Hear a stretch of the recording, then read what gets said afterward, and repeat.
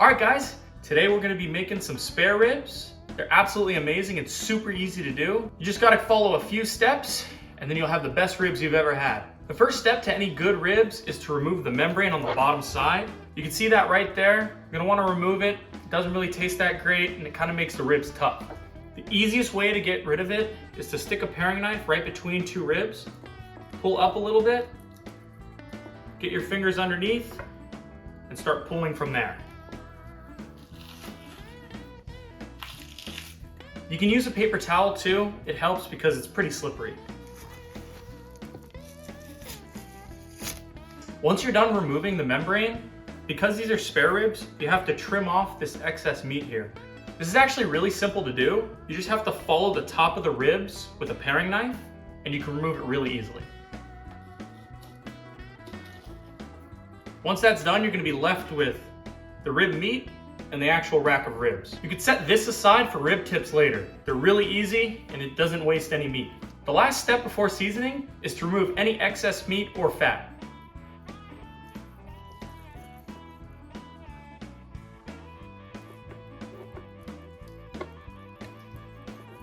Alright, the next step is to add a binder. You can use oil or anything like that, but I personally like using yellow mustard. Make sure to get the whole thing coated and don't be afraid to get your hands dirty. Once you're done with this, we're going to move on to our spices.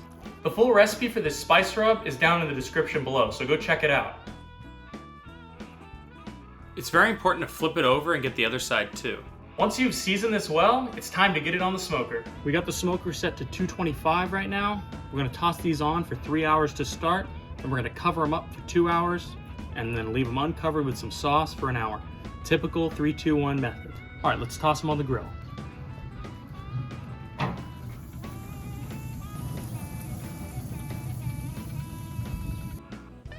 This is my secret ingredient, and it plays a huge role in making these ribs. It's used in conjunction with some apple cider vinegar and water, and you spray it on the ribs anytime they're looking a little bit dry. This keeps them moist throughout the entire cooking process. Make sure you do this, guys. It's very important. Next, we're gonna walk it over here to the cutting board and wrap it up in some butcher paper.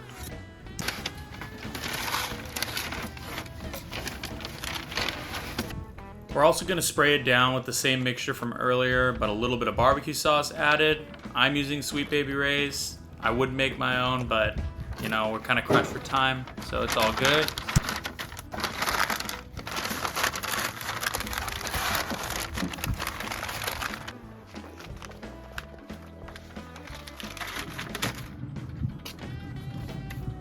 These things have been cooking for about 2 hours now. We're gonna pull them and start saucing them up.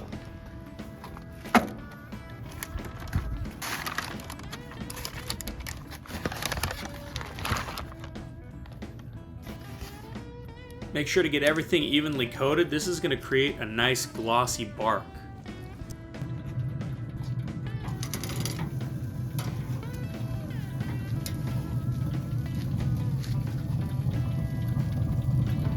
Alright, once they're done cooking, it's very important to let them rest for about 30 to 45 minutes before you slice them. I've already waited, so it's time to slice it up. Guys, look how the bone pulls right out. Slices through like butter. These ribs came out extremely juicy and incredibly tender. You guys really gotta check this out.